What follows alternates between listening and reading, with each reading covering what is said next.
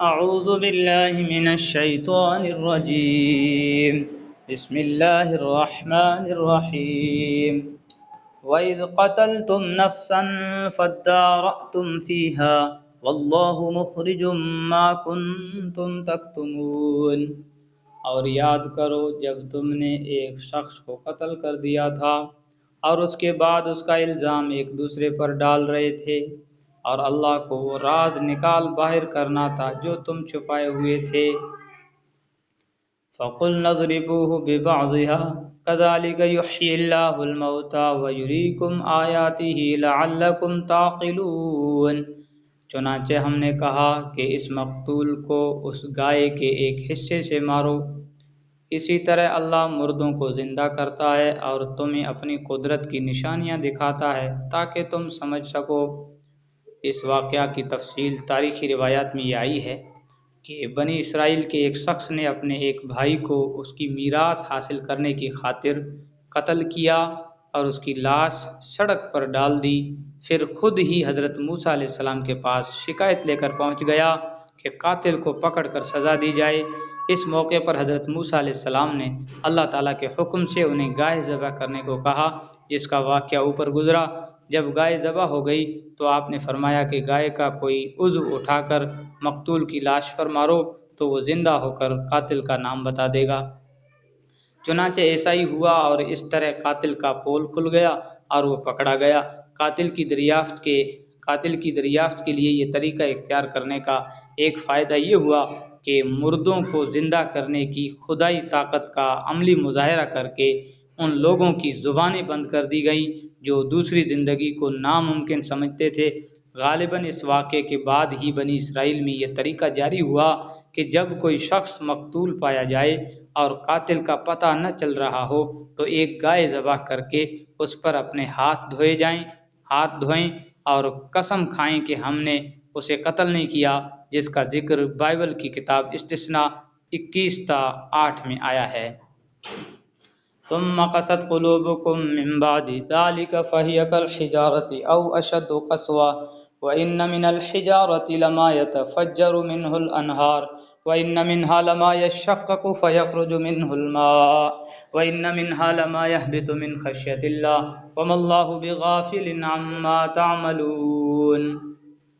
اور اس کے بعد تمہارے دل پھر سخت ہو گئے یہاں تک کہ وہ ایسے ہو گئے جیسے پتھر، بلکہ سختی میں کچھ ان سے بھی زیادہ، کیونکہ پتھروں میں سے کچھ ایسے بھی ہوتے ہیں جن سے نہریں پھوٹ بہتی ہے، اور انہی میں سے کچھ وہ ہوتے ہیں جو خود پھٹ پڑتے ہیں اور ان سے پانی نکل آتا ہے، اور انہی میں وہ پتھر بھی ہیں جو اللہ کے خوف سے لڑک جاتے ہیں، اور اس کے برخلاف جو کچھ تم کر رہے ہو اللہ اس سے بے خبر نہیں ہے۔ یعنی بعض مرتبہ تو پتھروں سے چشمے نکل آتے ہیں، جیسا کہ بنی اسرائیل خود دیکھ چکے تھے کہ کس طرح ایک سنگلاخ چٹان سے پانی کے چشمے بہہ پڑے تھے۔ دیکھیے پیچھے آیت نمبر 60۔ اور بعض اوقات بھاری مقدار میں تو پانی نہیں نکلتا مگر پتھر شک ہو کر تھوڑا بہت پانی نکال دیتا ہے، اور کچھ پتھر اللہ کے خوف سے لڑک بھی پڑتے ہیں مگر ان کے دل ایسے سخت ہوتے ہیں، ایسے دل سخت ہیں کہ ذرا نہیں پیچیدتے۔ کسی زمانے میں یہ بات کچھ لوگوں کی سمجھ میں نہیں آئی تھی کہ پتھر جیسی بے جان چیز میں خوف کا کیا تصور ہو سکتا ہے، لیکن قرآن کریم نے کئی جگہوں پر یہ حقیقت واضح فرمائی ہے کہ جن چیزوں کو ہم بظاہر بے جان اور بے شعور سمجھتے ہیں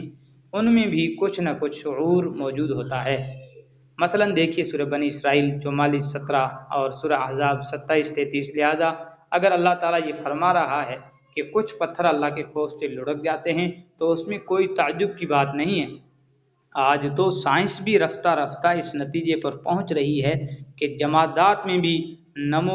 نمو اور شعور کی کچھ نہ کچھ صلاحیت موجود ہوتی ہے۔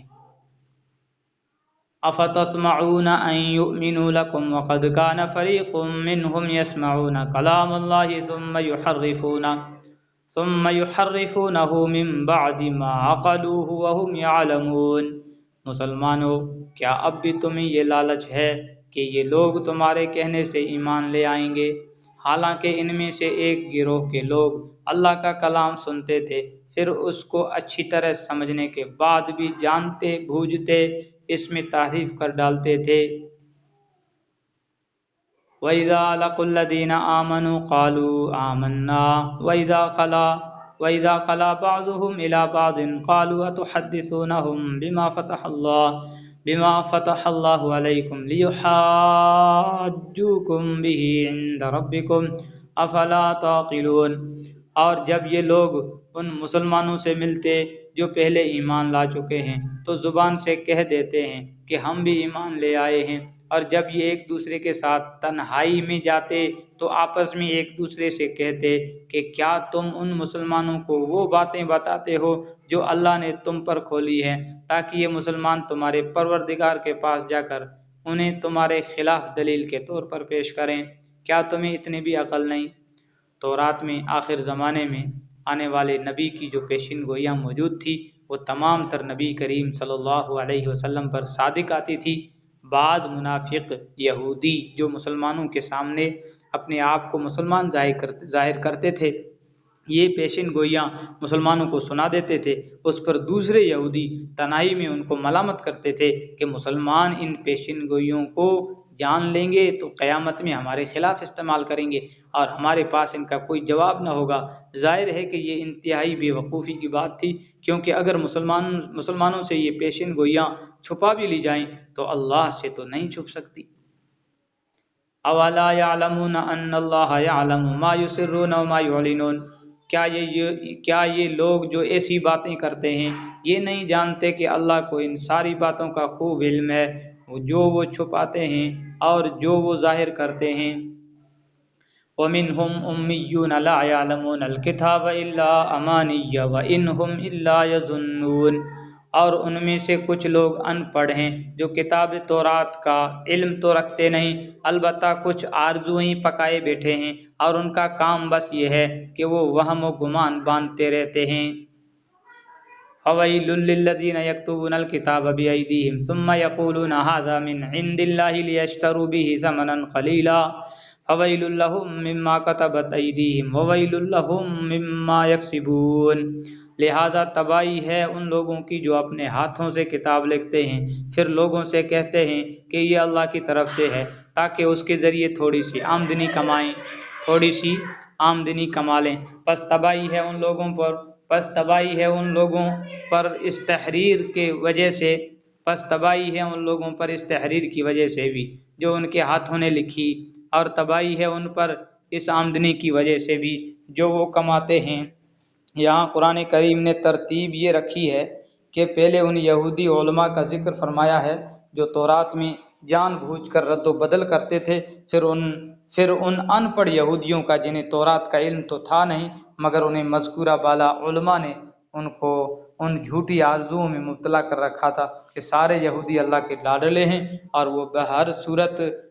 صورت جنت میں جائیں گے۔ ان کا سارا علم اسی قسم کے گمانوں پر مشتمل تھا، چونکہ ان کے اس گمان کی بنیادی وجہ علماء کی تحریفات تھی، اس لیے آیت نمبر 96 میں ان کی تباہی کا خاص طور پر ذکر فرمایا گیا ہے۔ وَقَالُوا لَن تَمَسَّنَا النَّارُ إِلَّا أَيَّامًا مَّعْدُودَةً قُلْ أَتَّخَذْتُمْ عِندَ اللَّهِ عَهْدًا فَلَن يُخْلِفَ اللَّهُ عَهْدَهُ أَمْ تَقُولُونَ عَلَى اللَّهِ مَا لَا تَعْلَمُونَ۔ اور یہودیوں نے کہا ہے کہ ہمیں گنتی کے چند دنوں کے علاوہ آگ ہرگز نہیں چھوئے گی۔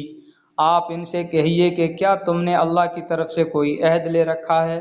جس کی بنا پر وہ اپنے عہد کی خلاف ورزی نہیں کر سکتا، یا تم اللہ کے ذمے وہ بات لگا رہے ہو جس کا تمہیں کچھ پتہ نہیں۔ بَلَىٰ مَنْ كَسَبَ سَيِّئَةً وَأَحَاطَتْ بِهِ خَطِيئَتُهُ فَأُولَٰئِكَ أَصْحَابُ النَّارِ هُمْ فِيهَا خَالِدُونَ۔ آگ تمہیں کیوں نہیں چھوئے گی جو لوگ بھی بدی کماتے ہیں اور ان کی بدی انہیں گھیر لیتی ہے، تو ایسے لوگ ہی دوزخ کے باسی ہیں، وہ ہمیشہ اس میں رہیں گے۔ بدی کے گھیرے میں لینے کا مطلب یہ ہے کہ وہ کسی ایسے گناہ کا ارتکاب کریں جس کے بعد کوئی نیک عمل آخرت میں کارآمد نہ ہو، اور وہ گناہ کفر اور شرک ہے۔ والذین آمنوا وعملوا الصالحات اولئک اصحاب الجنۃ هم فیہا خالدون۔ اور جو لوگ ایمان لاتے ہیں اور نیک عمل کرتے ہیں تو وہ جنت کے باسی ہیں، وہ ہمیشہ اسی میں رہیں گے۔